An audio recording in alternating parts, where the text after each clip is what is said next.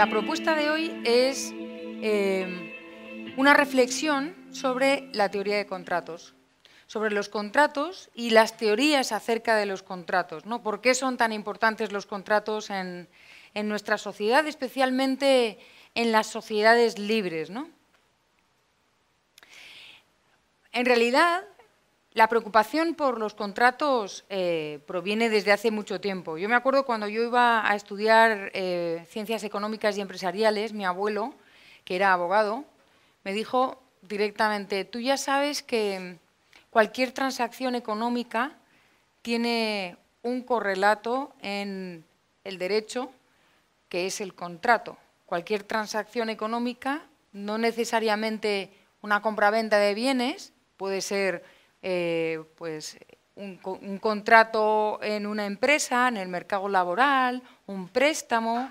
O sea, hay muchos tipos de contratos y es así que la economía es una ciencia que está conectada con muchas otras. No existimos como setas que crecen sin más, sino que la economía está conectada con el derecho, entre otras cosas, ¿no? Entonces, toda transacción tiene su correspondencia en un contrato.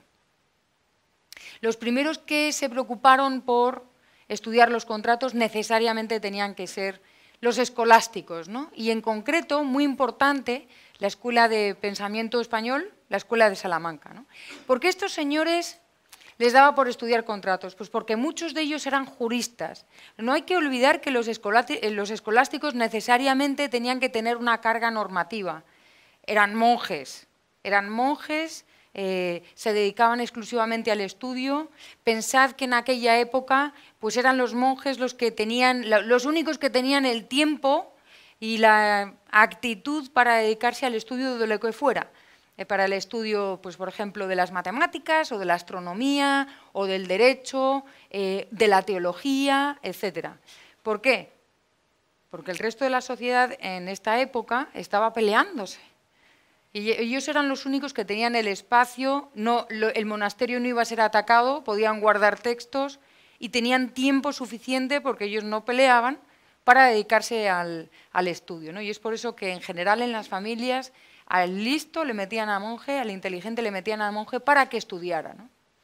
Así que estos señores que se dedicaban a estudiar la sociedad en la que vivían con un punto de vista desde una perspectiva normativa, es decir, para evaluar qué está bien y qué está mal, se dedicaron a estudiar los contratos precisamente por lo que decía mi abuelo, porque toda transacción económica tiene un correlato, tiene una representación jurídica que son los contratos.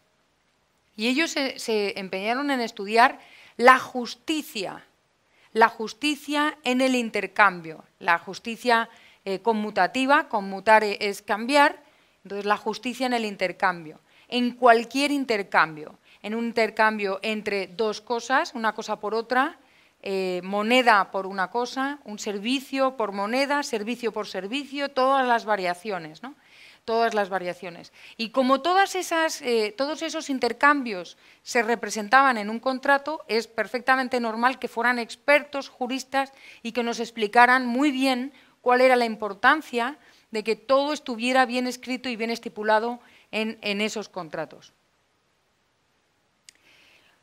Esta es la explicación por la cual ellos tenían, por eso y porque toda su sabiduría a partir de Santo Tomás procede de los griegos, o por lo menos su herencia, su modelo mental, por decirlo de alguna manera, procede de los griegos gracias a Santo Tomás. Decía que esta es la razón por la cual es en esta época y de la mano de estos señores que surge el concepto de usura. ¿Por qué? Pues porque ellos no podían entender que si yo te doy dinero tú me devolvieras más. Y tuvieron que pasar siglos y que escribir y gastar muchísima tinta escribiendo tratados y tratados, analizando de manera muy peculiar y muy cuidadosa, con una lógica espectacular, muy sólida, etcétera, por qué razones, cuándo y de qué manera tenía sentido y era justo desde un punto de vista normativo que cuando alguien te da dinero te devuelva más, ¿no? Y esa es la razón, es porque ellos estudiaban desde un punto de vista jurídico la teoría de contratos, pero siempre desde un enfoque normativo. Después de la Escuela de Salamanca, ¿qué que son los que en mi país estudian más a fondo este tema y llegan a hacer avances en teoría monetaria, pues la verdad es que muy modernos. Por ejemplo, ellos son los primeros que enuncian la teoría de la paridad de la moneda, ¿no? Dos monedas valen lo mismo cuando compran lo mismo. Hoy parece muy lógico, pero en aquella época pues no era algo a lo que se había llegado todavía. Probablemente por el tipo de prácticas comerciales muy informales, no había un sistema de pesos y medida estándar como tenemos hoy, por ejemplo, y había infinitas monedas y era necesario ser un experto para poder cambiar una moneda por otra, ¿no? Esa es la razón por la que estos señores de la Escuela de Salamanca fueron tan importantes. Quiero pasar a Adam Smith, porque aunque no le dedica un capítulo enorme, realmente no le dedica ningún capítulo, sí le dedica parte del texto en las lecciones de jurisprudencia y en la riqueza de las naciones, pero no dedica específicamente un capítulo a decir los contratos son muy importantes por esto, por esto y por esto. Sí es cierto que, como demuestra este párrafo, él se da cuenta perfectamente de que en el acto de intercambiar y en el tipo de comercio que se llevaba a cabo, el contrato era algo muy relevante, sobre todo dependiendo de la frecuencia de las relaciones, de la frecuencia de las transacciones que se realizaban, ¿no? El texto en concreto lo que dice es que cuando una persona firma o cierra a lo mejor 20 contratos en un día, no gana mucho si hace trampas. ¿Por qué? Porque se dedica a eso, se dedica a cerrar contratos. En cambio, si yo tengo una relación de una vez y ya, bueno, si engaño no me vas a ver más. No voy a hacer más transacciones contigo. Así que el tener relaciones comerciales, el hacer intercambios frecuentes con la misma persona, permiten que al cerrar los contratos sea más fácil y más rentable para ti no mentir. Es rentable mentir, y aquí este señor tenía una intuición psicológica buenísima, es rentable mentir cuando no te voy a ver más, ¿no? Por eso es conveniente no fiarse de desconocidos, ¿no? A veces hasta los conocidos te la juegan, pero si les vas a volver a ver, pues es más complicado, ¿no? Así que si estáis pensando en engañar a alguien, procurad que sea alguien que no vayáis a volver a ver nunca, ¿no? Esta intuición es mucho más importante de lo que parece. Es mucho más importante de lo que parece, porque gracias a la teoría de la división del trabajo de Adam Smith y su concepto de contrato, es que el ser humano ha logrado, o se explica que el ser humano intercambie bienes con desconocidos. El comercio, justo en esta época, se explicaba porque nos conocemos y entonces confiamos y firmamos un contrato y no nos vamos a mentir, pero gracias a los contratos y a la importancia del contrato, el intercambio se convierte en algo seguro también entre extraños. Y es por eso que Adam Smith, cuando habla de las funciones del soberano, de qué debe hacer el gobierno, en nuestro lenguaje más actual, lo que dice él es: el Estado o el soberano debe crear un marco en el cual el hombre ejerza su libertad individual y se dé un sistema de libertad natural.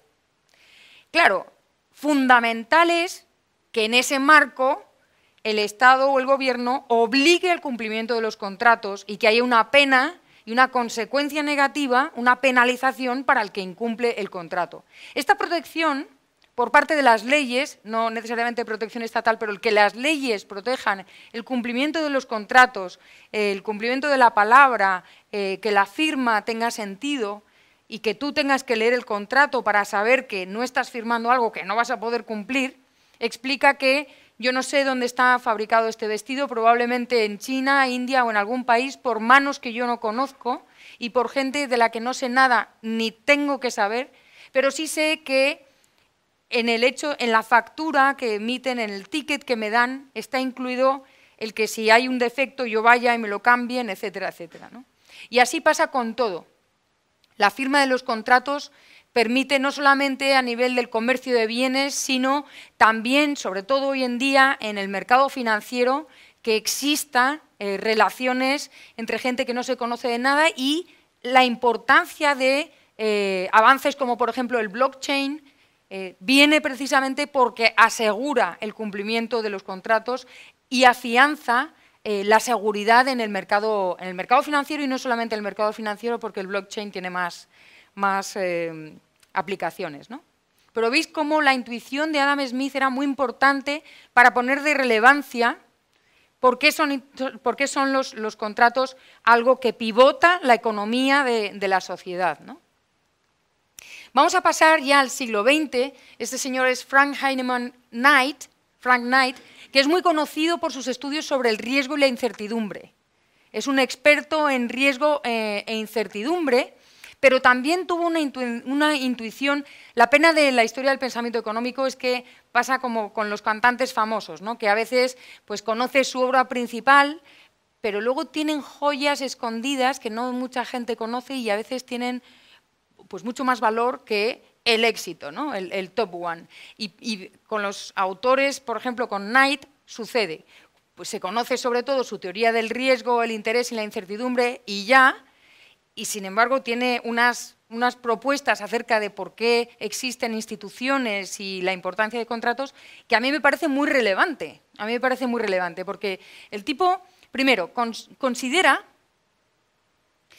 que la función empresarial consiste en la asunción de riesgos. Obviamente era un señor influido por la escuela austríaca. Y los que vierais o estuvierais o conozcáis algo de la escuela austríaca, los que estuvierais el otro día, sabéis que la escuela de pensamiento económico del siglo XX, que surge en el XIX, que con más fuerza pone de manifiesto la importancia de la función empresarial y con estos términos, es la escuela austríaca de economía, ¿no? Entonces Frank Knight estuvo influido por la escuela austríaca y es como muy evidente. Entonces para él la función empresarial consiste en asumir riesgo. Y es muy interesante cómo enfoca la acción humana, porque para él no es algo instrumental. La acción humana no es el instrumento que tenemos los seres humanos. Nosotros utilizamos nuestras acciones para decidir, ¿no? Para elegir entre diferentes cosas. No es la acción instrumental de elección para satisfacer nuestras necesidades. Si quiero satisfacer esta necesidad, hago esto y logro satisfacerla. Es algo muchísimo más profundo. Es una evaluación permanente. O sea, la acción humana es una evaluación permanente que consiste en responder a la pregunta ¿qué necesito o qué deseo realmente? Entonces yo estoy preguntándome permanentemente qué necesito o qué deseo y la acción humana responde, ¿no? Responde en forma de actuación, de hecho, ¿no? ¿Se ve esta diferencia entre que sea un mero instrumento o en que sea un acto de evaluación de tus necesidades, de tus deseos y aquellas necesidades y deseos que puedes cubrir? O sea, no es algo tan superficial como un instrumento que logra un fin, sino que implica una pregunta. ¿Sí se ve esta diferencia? ¿Solamente un sí? Yo soy una persona que no asumo que el silencio es una confirmación. Yo necesito que me digáis, sí, maestra. No. Bueno, por eso, por este concepto que tiene acerca de cómo la acción humana es un proceso de evaluación en el que nos estamos preguntando qué deseo, qué necesito y estamos intentando lograrlo, pero no de manera instrumental, sino como reflexión permanente, ¿no? Y nuestras acciones nos sirven para evaluar por qué, pues porque nos equivocamos y no quería esto y entonces rectificas y vas ensayo y error, cubriendo tus necesidades en base a esta evaluación. Él se da cuenta de que la sociedad es un sistema hipercomplejo, la sociedad es algo muy complejo donde es muy fácil no ponerse de acuerdo, entre otras cosas porque son los demás muchas veces los que se equivocan, los que no evalúan bien, porque existe incertidumbre. Entonces, como no sabemos, porque hay un grado de complejidad muy alto, entonces como no sabemos, pues es difícil ponerse de acuerdo. No sabemos lo que quiere el otro, no sabemos lo que el otro desea. Apenas podemos nosotros evaluarnos a nosotros mismos como para saber qué quieres tú. Ya bastante tengo con saber lo que quiero yo, ¿no? Así que no es exactamente que no haya conocimiento en la sociedad, sino que existe la incertidumbre por la posibilidad de equivocarse respecto al otro, ¿no? Tenemos conocimiento, pero lo que no tenemos es capacidad mental para evaluar al otro porque no estamos en la mente de la otra persona, ¿no? Y eso nos lleva a errores. Y ahora viene la parte más interesante desde mi punto de vista de Knight, que es su teoría de las instituciones. La idea de las instituciones, y es aquí donde están los contratos, me parece maravillosa y muy moderna, ¿no? Él cree que las instituciones surgen para pautar esta incertidumbre. Y la ventaja de las instituciones precisamente es que nos ayudan a compensar de alguna manera, jamás a eliminar, pero compensar de alguna manera, aliviar un poco esta vida con un grado de incertidumbre así, ¿no? Y poder relacionarnos de manera mucho más segura gracias a estas instituciones. Y lo explica de esta manera. Nos relacionamos sin saber, nos relacionamos o existen relaciones que significa que estamos permanentemente decepcionándonos y conciliándonos. Nos decepcionamos los unos a los otros y vamos ajustando lo que espero de ti y lo que me das no es exactamente así, ¿no? Y me decepciono, me concilio, me decepciono, me concilio. Y vamos como probando o jugando en esta prueba y error para ajustar nuestros comportamientos con nuestro entorno. Y es así como, según Knight, nos relacionamos. Estas relaciones son iteradas en el tiempo, son repetidas. Estamos en un entorno que, excepto quien se dedica a hacer la vuelta al mundo, ¿no? Pues tenemos una familia, tenemos un trabajo, tenemos una sociedad concreta donde las relaciones más o menos se repiten y se repiten y se repiten. Así que necesitamos este conjunto de reglas y convenciones, no siempre son normas explícitas que, oye, vamos a quedar en que, por favor, a mí gritos no porque me siento fatal, soy muy sensible, o al revés, por favor, solo háblame a gritos porque no entiendo otra manera, ¿no? Esas son reglas, pero también existen convenciones que responden a una tradición. ¿Por qué os empeñáis en poneros corbata para ocasiones especiales? ¿Qué significa esa corbata ahí con un nudo? ¿No? Significa probablemente respeto o una impresión que quieres dar a tu alrededor. ¿Por qué yo hoy llevo falda? ¿O por qué llevo el pelo largo? ¿O qué pasa si me lo corto? ¿Por qué llevas un moño en lo alto? O sea, hay determinadas convenciones. Yo recuerdo una vez, cuando era pequeña, fui pequeña, y vino un familiar de Estados Unidos. Era, pues hace muchísimos años, acababan de extinguirse los dinosaurios, por ahí andábamos, y entonces el niño del matrimonio amigo de mis padres me preguntó, ¿por qué en España todos los hombres llevan el pelo corto? Y yo le dije, porque es como lo llevan los chicos el pelo, ¿no? Es lo normal, o sea, los hombres, por definición, llevan el pelo corto. Y él me decía, no, lo pueden llevar largo. Y era como, ¿qué dices? Pero por favor, ¿cómo lo van a llevar largo? Largo lo llevamos las mujeres.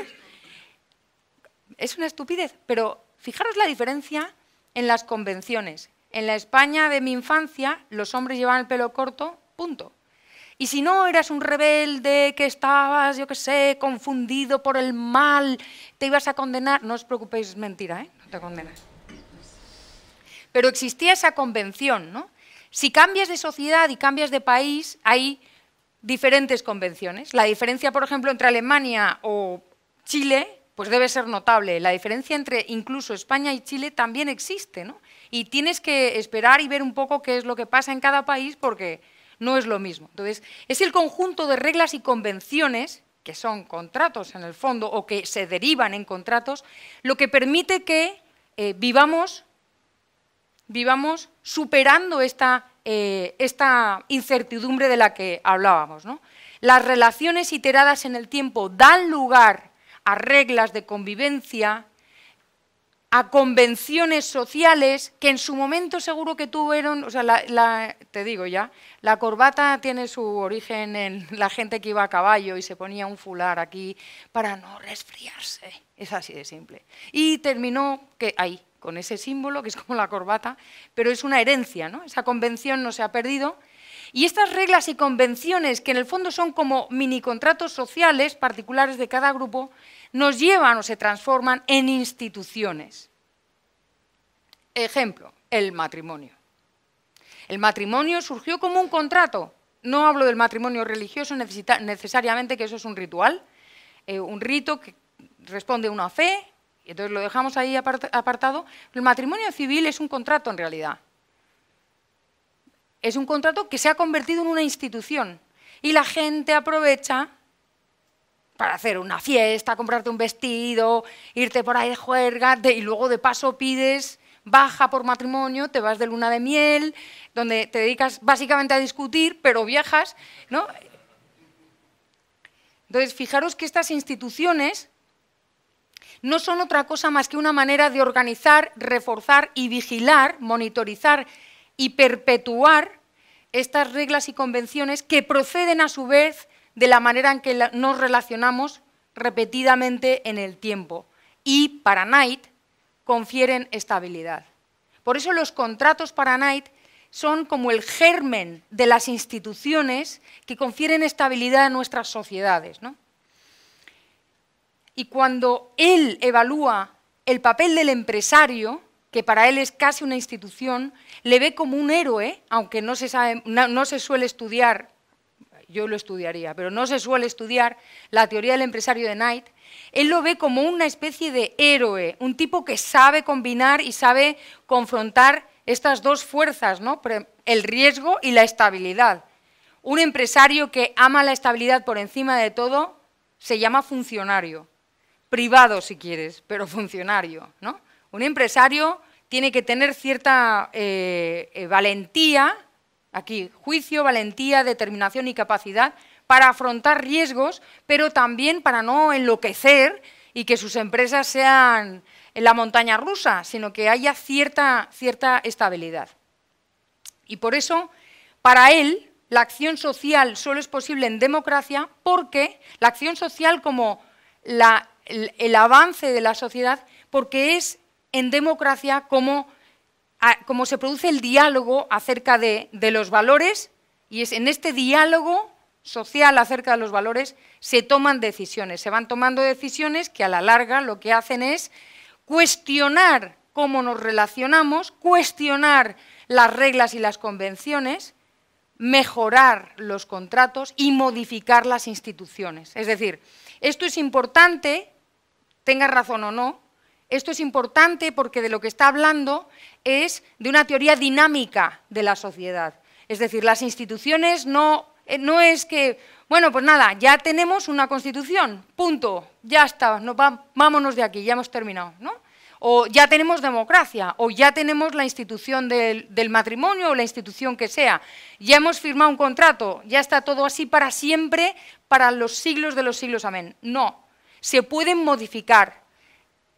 La sociedad puede evolucionar, evoluciona de hecho, ¿no? Y permite en esta discusión y en este diálogo sobre los valores, por eso el pensamiento libertario no puede dejar de tener fe en el futuro, porque podemos cambiar, con un diálogo sobre los valores, podemos llevar a la sociedad a una sociedad libertaria. No te dicen cuándo, pero puede pasar, ¿no? Si llegamos a convencer de que las reglas y las convenciones y el tipo de contratos y de instituciones que tenemos están equivocadas, ¿no? O no responden a la realidad en la que vivimos. Bueno, el siguiente autor que me gustaría, en el que me gustaría detenerme, el que me gustaría reflexionar, es Ronald Coase. Ronald Coase era, sobre todo por los que le conocieron, que yo no fui, una bellísima persona. Todo el mundo lo dice. A mí me encanta y me encantaría ser como él porque ganó el Nobel por un articulito. No le hizo falta escribir un tocho así de grande, ni 25 volúmenes. O sea, ley del mínimo esfuerzo. Un par de artículos suficiente para un Nobel de Economía, ¿no? Y eso está siempre muy bien. Entonces él, que era bastante liberal en su pensamiento, decía, ok, yo estoy por el mercado, ¡viva el mercado! ¡Viva! Pero si el mercado es tan bueno, ¿por qué es que existen empresas cada vez más grandes que van absorbiendo funciones y actividades y empresas en las que se van centralizando muchas acciones, ¿no? Y muchas transacciones sobre todo? Pues pensemos a lo mejor en las grandes multinacionales. Pues ya no tenemos la fábrica de alfileres quedó atrás. Ahora tenemos Jumbo, por ejemplo, ¿no? Donde hay una fábrica de alfileres y muchas otras cosas, todo en uno, ¿no? Te puedes comprar cualquier cosa en sentido literal. Vale. Y es una buena pregunta, ¿no? A mí los autores que me cuestionan y que me pinchan y me hacen pensar, creo que son los que también te hacen crecer, ¿no? Entonces, un señor que defiende el mercado y que pregunta si el mercado es tan bueno, tan bueno, tan bueno, ¿por qué es que existen estas empresas en las que se centralizan las transacciones? ¿Será que a veces las transacciones en el mercado son más problemáticas? Y entonces él se da cuenta de que existen unos costes en los intercambios que no se están computando, estamos hablando de los años a lo mejor 60, 70, que no se están computando, no los empresarios que son listos, sino los teóricos de la economía, que somos retrasados, no retrasados de mente, sino retrasados en el tiempo, y vamos como por detrás de la realidad intentando explicar siempre a toro pasado, ¿no? Entonces nosotros los economistas no habíamos caído que hay un tipo de costes en las transacciones que es el coste en sí de la transacción, el coste de realizar la transacción. Entonces, tú imagínate que yo tengo que tener la información acerca de, pues no sé, me tengo que comprar una maleta. Es un caso real. Entonces, me han dicho, vete a Easy, que está ahí en el Costanera Center, está Easy abajo, en el -1 y tal. Yo voy a ir allí, me voy a comprar la maleta, me van a hacer un descuento estupendo, porque está todo de descuento, y me voy a ir feliz a mi casa. Si yo tengo que empezar a buscar un sitio de maletas donde no me vayan a timar, donde las maletas sean como a mí me gustan, etcétera, etcétera, necesitaría mucho tiempo y mucho esfuerzo para recabar toda la información. El caso de la maleta tal vez es un ejemplo muy simple, pero imagínate todo lo que compramos, ¿no? La cantidad de cosas que compramos cuando vamos al súper y vamos casi sin mirar, tirando el carro de todas las baldas, ¿no? Si tuviéramos que recabar información, asegurarnos de la calidad de cada uno de los productos, arriesgándonos a tener que poner un pleito cada vez que nos den un producto mal estado, y buscar al productor en concreto, al granjero que cultivó aquello o que tenía esas gallinas, que dieron un huevo podrido, que me lo vendió particularmente, no podríamos avanzar. Entonces, centralizando determinadas operaciones en empresas, en este caso en Easy o en Jumbo, es mucho más sencillo para nosotros, para los consumidores. Es más sencillo que el mercado. Y esas empresas finalmente participan en el mercado, pero no es que los individuos vamos al mercado a realizar todas las transacciones, sino que realizamos aquellas transacciones cuyo coste de transacción es bajo.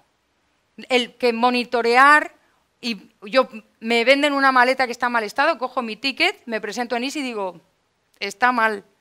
Y ya no, es que no hay problema. Sí, señora, aquí tiene, muchas gracias. Y le regalamos un cupón de descuento por las molestias, ¿no?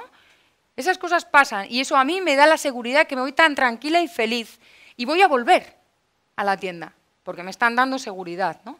Luego, verdaderamente, es verdad que la centralización de las actividades en las empresas reducen los costes de transacción, de monitorizar la operación, controlar la calidad, etc. Y él habla de un equilibrio entre la internalización de las transacciones, que pensemos en términos de contratos, está hablando de internalizar los contratos o externalizar los contratos. Fijaros que ahora, con la crisis, ha habido muchas empresas que han sobrevivido porque han logrado cerrar ramas de su producción, es decir, prefiero externalizar esta parte que producirlo dentro. Me sale más barato. El me sale más barato es los costes de transacción fuera en el mercado son más bajos que dentro de la empresa. Con lo cual, yo prefiero externalizar. Por ejemplo, imaginaros que la FPP decide tener una cocinera con una cocina donde produce todos los canapés y toda la comida que presenta aquí cuando da una fiesta, que podían ser más veces. ¿Están conmigo? a lo mejor le merece la pena externalizar y contratarte a ti, que tienes un catering maravilloso, eres de súper confianza, todos te conocemos y sabemos que cocinas de maravilla. Sería mucho más caro para nosotros, por los costes de transacción, contratar a una persona que lo hiciera y que comprara todos los alimentos, que externalizar esa operación, ¿no? Exactamente eso es lo que plantea Coase. No quiere decir, Coase es conocido por el teorema de Coase, que no tiene nada que ver con esto, pero veis que yo os presento la cara B de los autores, ¿no? El otro, Knight, era conocido por el riesgo e incertidumbre y os lo he presentado como en función de su teoría de las instituciones, y de Coase estamos viendo los contratos, su perspectiva de los contratos, ¿no? Y a mí me gusta Coase, entre otras cosas, porque va como muy al caso, ¿no? O sea, saca la megalupa y dice, aquí, caso por caso, vamos a ver, dependiendo de... O sea, no dice, esto es bueno y esto es malo, 1, 0, blanco, negro, demonio, ángel, sino que dice, depende. Depende de la actividad, del tamaño de la empresa, de la fase en la que esté la empresa, porque puede haber una empresa que esté creciendo o que se esté expandiendo en el mercado internacional, etcétera. Entonces, dependiendo de en qué fase esté, de qué tipo de actividad tenga, del entorno, de si está en medio de una crisis, etcétera, pues entonces a cada empresa, y aquí está la función del empresario, le merecerá la pena internalizar los costes de transacción o externalizarlos. ¿No es maravilloso, Coase? Sí, sencillo, ¿no? Bueno, esto en un articulito así, tiene 3. No, igual tiene más, 4. Bueno, este señor es el fundador de lo que se conoce como Escuela de Virginia o Escuela de Public Choice, y es James Buchanan. En realidad, James Buchanan debería ser... iba a decir una tontería. ¿Puedo decir tonterías? Iba a decir que debería ser como Ortega y Gasset, Buchanan y Tallock, ¿no? Pero no, ya sabéis que Ortega y Gasset era un solo personaje, solamente era un señor. Buchanan es un señor y Tallock es otro. Esa es la tontería que iba a decir. ¿Por qué? Porque Gordon Tallock trabajó uña y carne con James Buchanan. Buchanan se lleva el Nobel, el otro no. No hubo celos. Yo sí conocía a... Buchanan murió hace relativamente poco y Tallock también. Yo sí conocía a Tallock y tuve la oportunidad de charlar con él largo, ¿no? No 2 minutos, sino... El catedrático llegó tarde, los catedráticos hacen esas cosas. Llegan tarde y no te avisan. Te avisan cuando estás con el señor importante, don Pedro va a venir enseguida. Enseguida, ring... Va a venir en media hora, vamos a tomar un café, y te llevas a Gordon Tallock a tomar un café. Nunca le he agradecido lo suficiente a Pedro Schwartz que llegara tarde, porque fue una conversación muy agradable y me di cuenta cómo era este personaje, Gordon Tallock, ¿no? Y no tenía ningún tipo de celos hacia James Buchanan, sino más bien al revés, Buchanan y Tallock son conocidos por muchísimas cosas, entre otras cosas por un libro que se llama El cálculo del consenso, que en inglés está disponible online. The Calculus of Consent, pero para llegar a ese libraco, que sí que es un pedazo de tocho enorme, y por el que le dieron el premio Nobel, a uno sí y al otro no, es un libro escrito por los dos, él atraviesa varias etapas, ¿no? Digamos que atraviesa varias pantallas del ordenador, pantallas del juego del ordenador. Y uno de los principales, o una de las primeras, es su idea acerca de los contratos, y desde dónde contemplar los contratos. Entonces, para él, con todo el bagaje que tiene desde la Escuela de Salamanca, Adam Smith, muchos otros, Ronald Coase principalmente, la Escuela Austríaca, etcétera, él se da cuenta de la importancia de los contratos y se da cuenta de que efectivamente los contratos son las reglas del juego que va a hacer que las instituciones y las empresas en concreto sean estables. Y entonces dice, ¿y por qué no aplicarlas también al orden público, al ordenamiento público? Los contratos son tan buenos y tan válidos que deberíamos aplicarlo y estudiarlos, y estudiar su aplicación en la política. La Escuela de Public Choice lo que hace es contemplar la política con ojos de economistas, que es una cosa bien rara, pero le dieron un Nobel por eso, ¿eh? Así que para él la política no es lo mismo que para mí es una cosa horrorosa, terrible, hay que huir de ello. Para él no, para él es donde se fijan las reglas de juego de una sociedad muy, muy compleja, y que merece la pena estudiar considerando que los actores políticos son egoístas o no egoístas y sienten, anhelan, mienten o dicen la verdad, igual que los demás actores sociales o actores económicos. Y entonces hablan de una teoría de la utilidad, de los políticos, etcétera, ¿no? Tienen toda una rama o toda una composición de lugar acerca de cómo se funciona en política y por eso hablan de los free riders, de los buscadores de rentas, de los lobbies, cómo los lobbies en realidad tienen sus propios intereses y se preocupan mucho de analizar por qué, de qué manera podemos evitar que aparezcan pues eso, los gorrones, quienes están buscando vivir a costa de los demás y la gente que se dedica directamente a buscar rentas de los impuestos de los demás, que es un espécimen que abunda mucho hoy en día.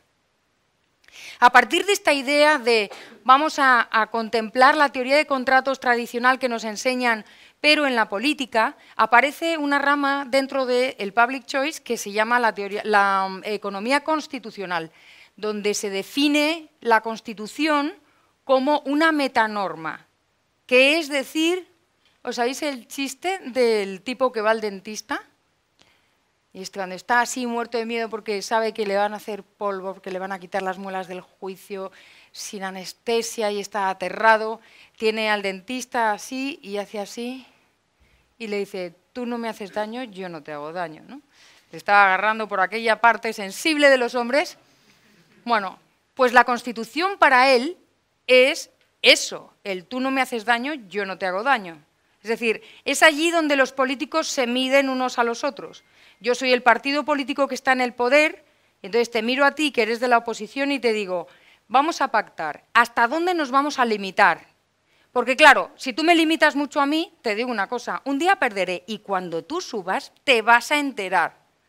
Así que piénsate, sí, de aquí lo del cálculo del consenso, si no nos merece más la pena consensuar cuáles son los límites en donde nos vamos a mover en el circuito de la política, ¿no?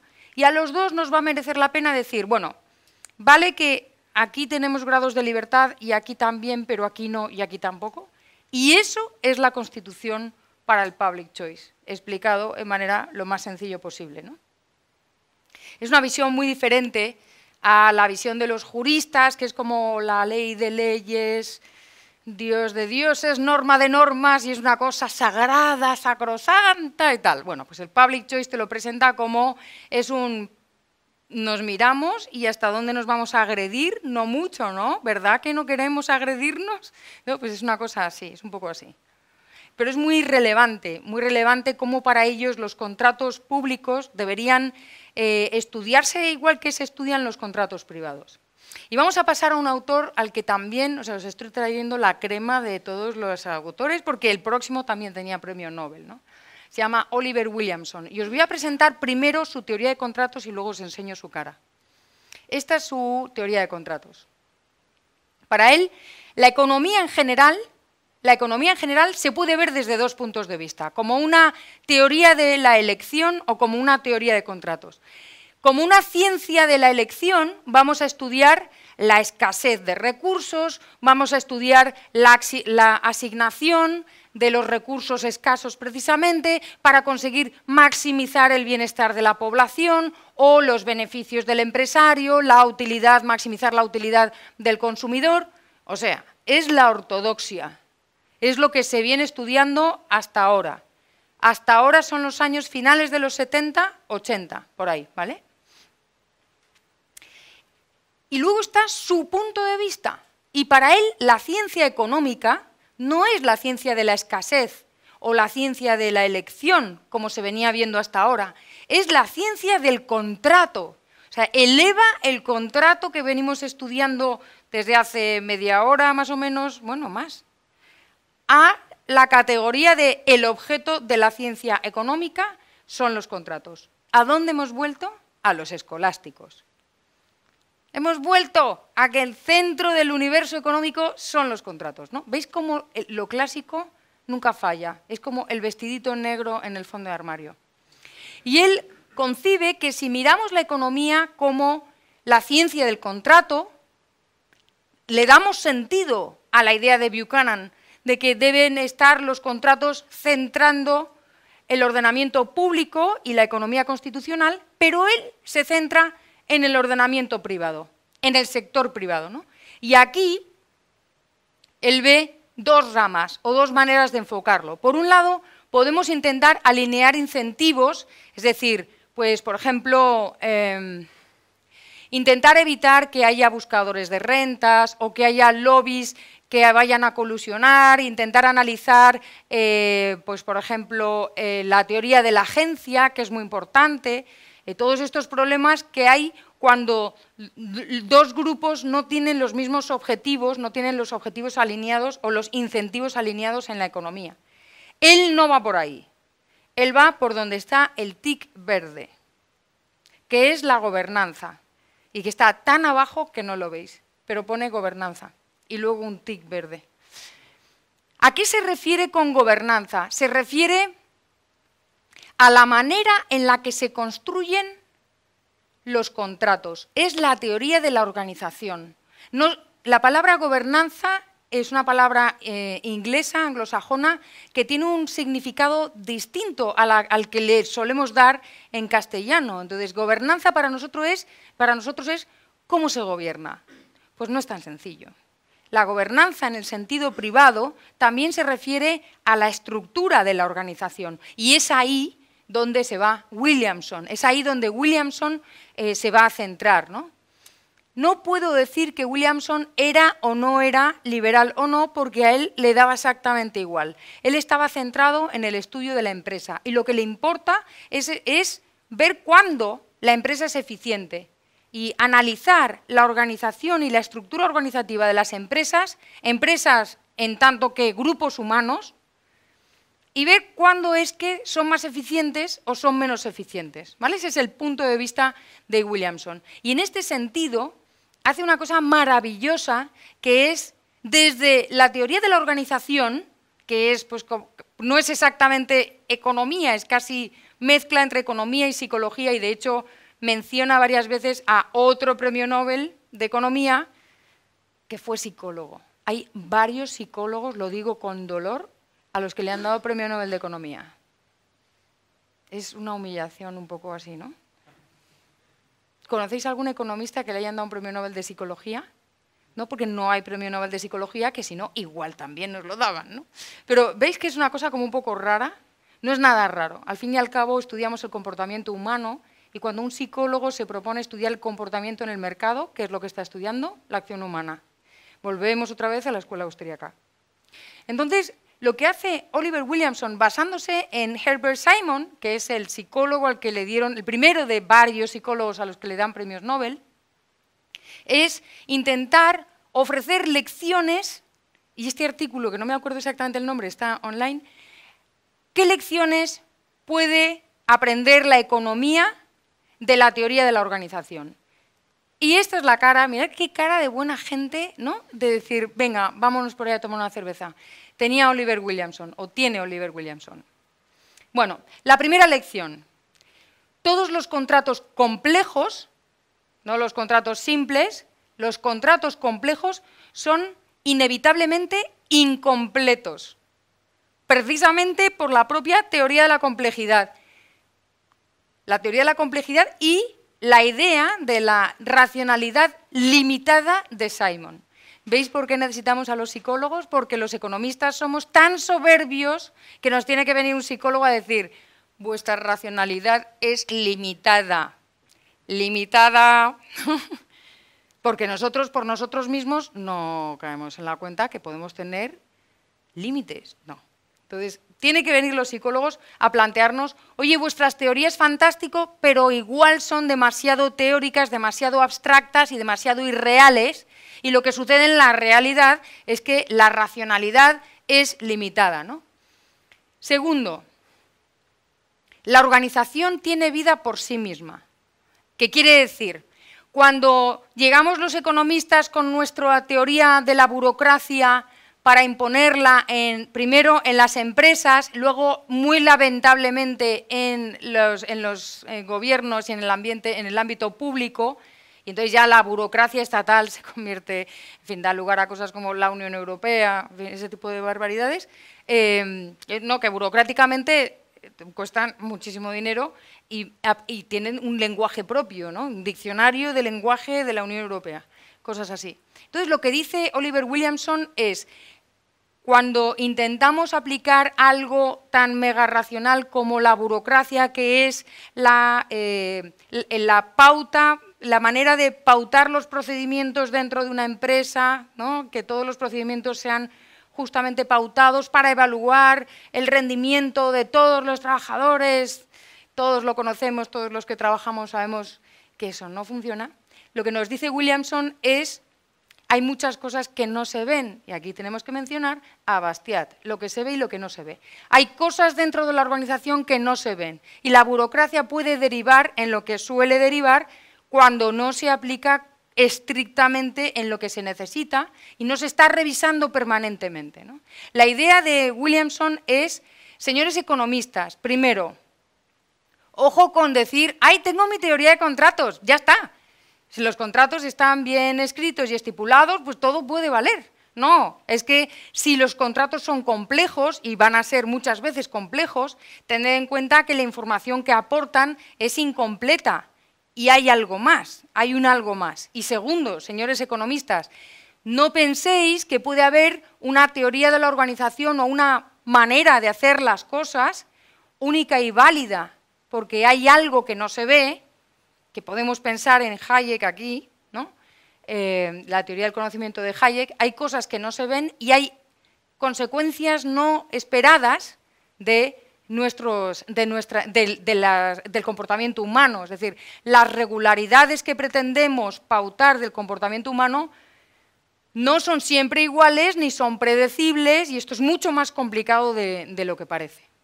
Tercero, hay que considerar una variabilidad de contratos, diferentes tipos de contratos que responden a diferentes tipos de transacciones para diferentes estructuras organizativas de las empresas. No vale, a mí lo del contrato único o lo del contrato único laboral, por ejemplo, que es como vamos a simplificar un contrato único y fuera.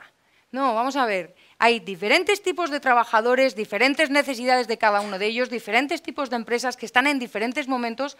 ¿Qué tal lo de libertad de contratación? ¿Que es lo que refleja el punto número 3? No. Porque el Estado sabe y tú no sabes que hay trabajador tonto. No solamente en el mercado laboral, en realidad está hablando de todo tipo de contratos. En el mercado laboral, en el mercado financiero, en el mercado de bienes, etc.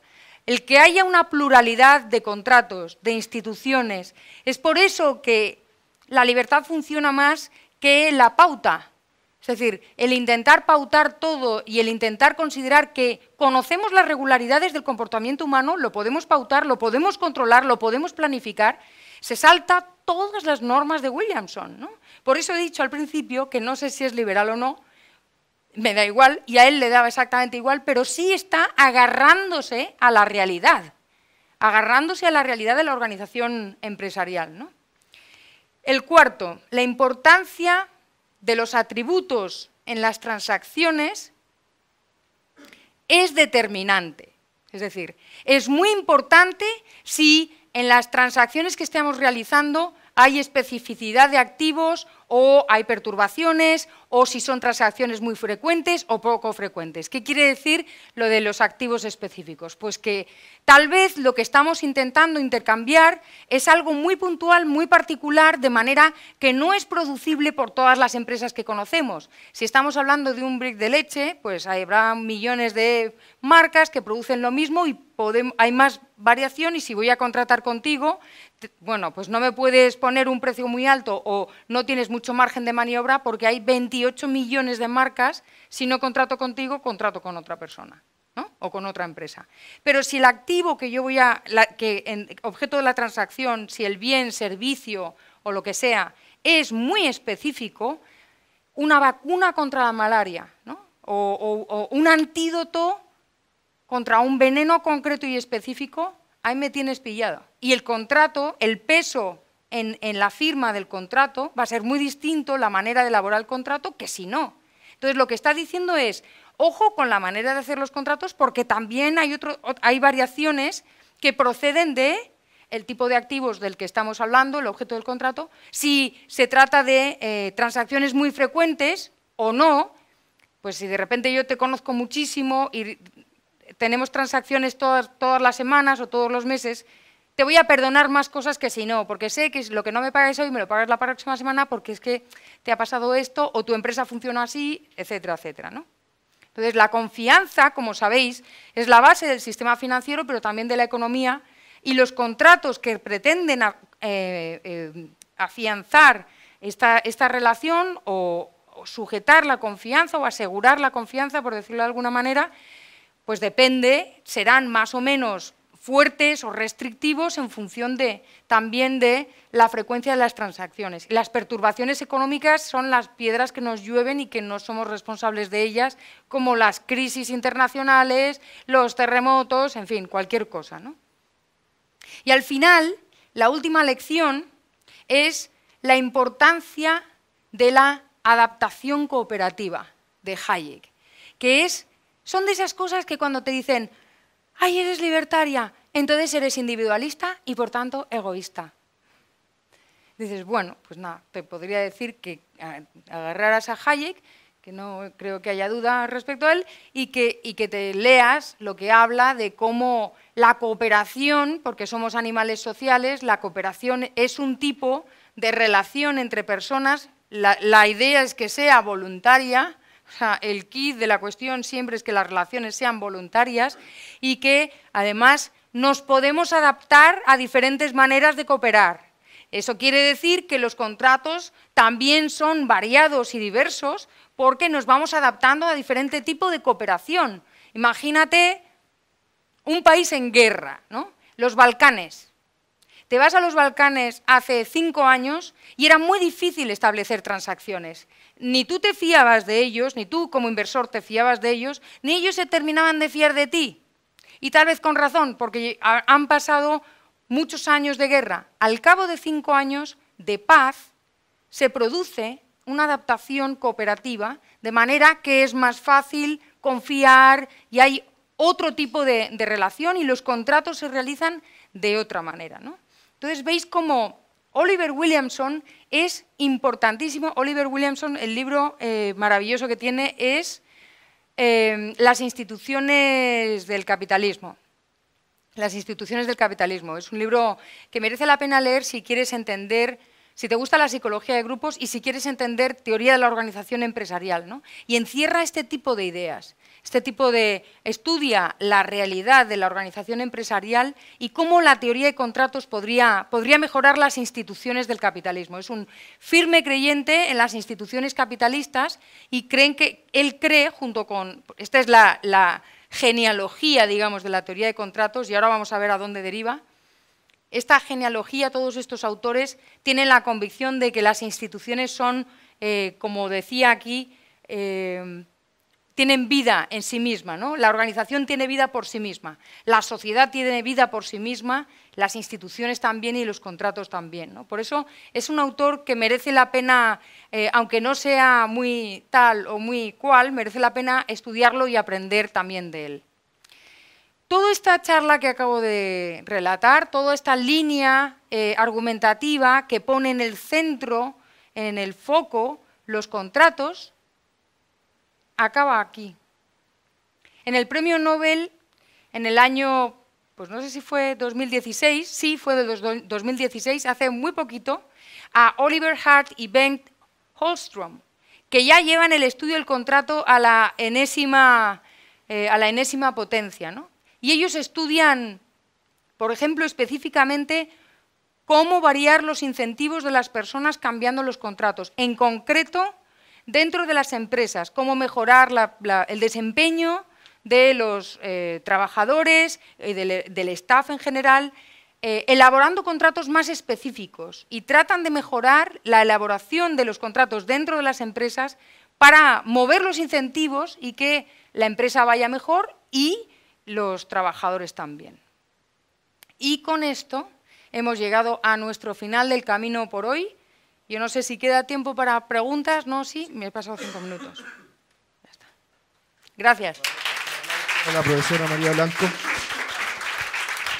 ¿Dudas?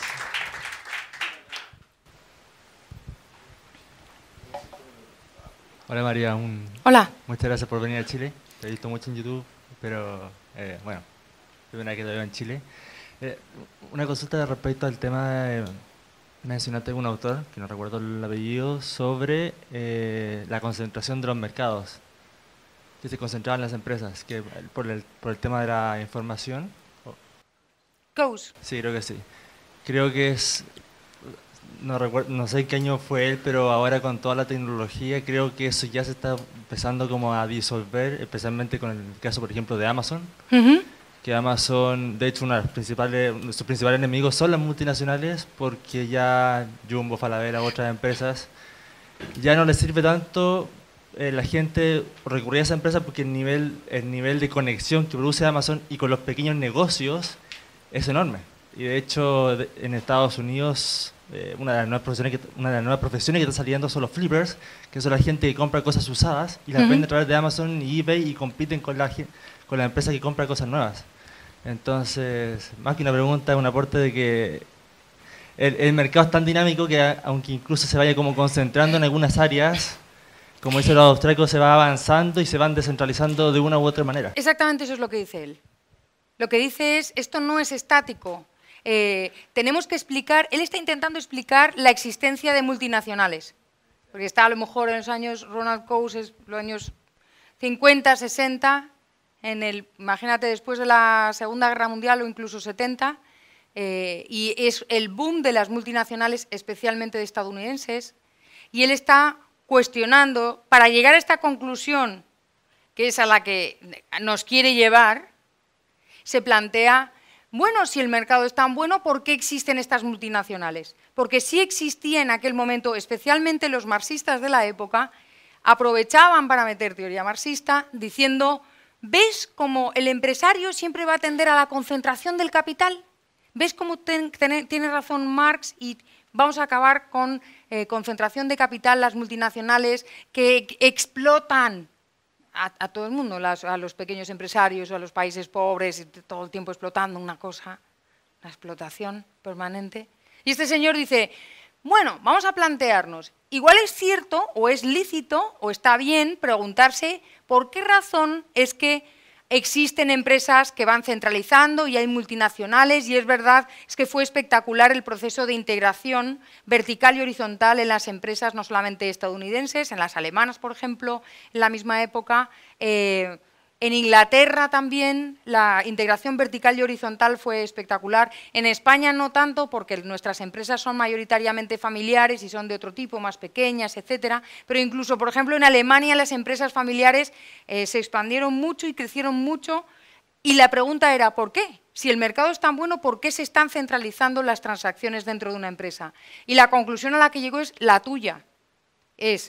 Lo hacen cuando los costes de transacción son más baratos dentro, son más bajos dentro, pero el mercado está cambiando permanentemente y hay un equilibrio entre internalizar los costes de transacción o externalizarlos. O sea que lo has captado perfecto. Hay uno de los autores que mencionaste, no sé cuál, pero habla digamos, de ver los contratos dentro de la parte como gubernamental. Entonces, no recuerdo cuál es, pero seguro que tú sí.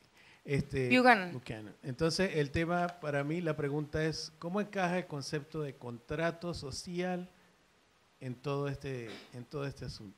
¿O no encaja? No encaja.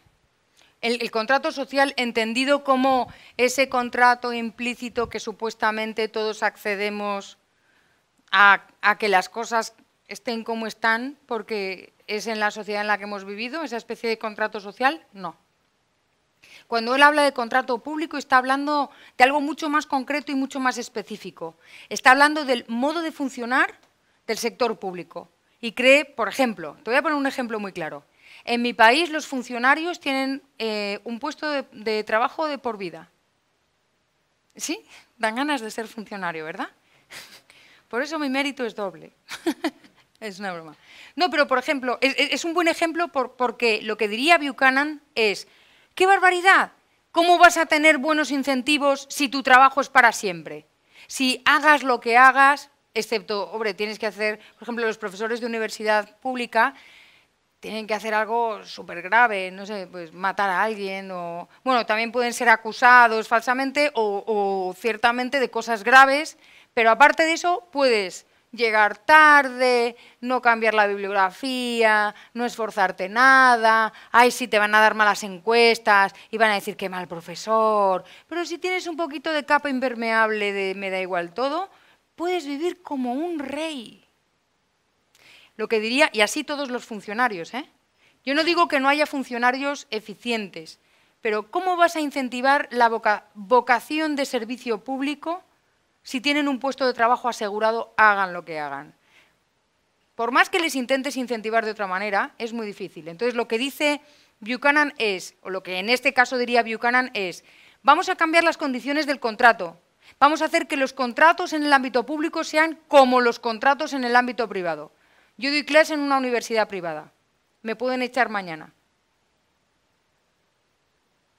Entonces yo rindo, pero o sea, no soy una excepción. Cualquier persona en una empresa, en general, yo saldría más cara porque llevo 20 años, las personas que son más jóvenes tienen una situación más vulnerable, that's life, y ellos se esfuerzan y todos queremos que el talento se quede con nosotros y les ayudamos para que sigan con nosotros, porque buscamos el talento y que todos desempeñemos mejor nuestra tarea, porque si la empresa va bien, nosotros mantenemos nuestro puesto de trabajo. Entonces intentamos, y además porque nos gusta enseñar, pero desde un punto de vista empresarial es así. Entonces él lo que decía era, los funcionarios públicos no deberían ser ciudadanos de primera como pasa en España, que hay ciudadanos de primera que son los funcionarios, y luego el resto del mundo que somos pobres parias de la tierra sin derecho a nada más. Y ellos son los que salen a la calle y bueno, el gobierno tiembla. Salen los funcionarios, los profesores universitarios se manifiestan o cualquier funcionario público se manifiesta y los gobiernos tiemblan y les dan lo que piden, lo ameriten o no, se lo dan. Entonces aquí Buchanan lo que dice es, ¿qué pasa si aplicamos las condiciones contractuales del sector privado en el sector público? Funcionaría también como una empresa. Eso es un arma de doble filo, porque si el Estado funciona también como una empresa, no nos lo quitamos de encima jamás. Chicos, damos por terminada la clase de hoy día. Muchas gracias por venir. Gracias a vosotros. Muchas gracias, María, por darnos esta clase.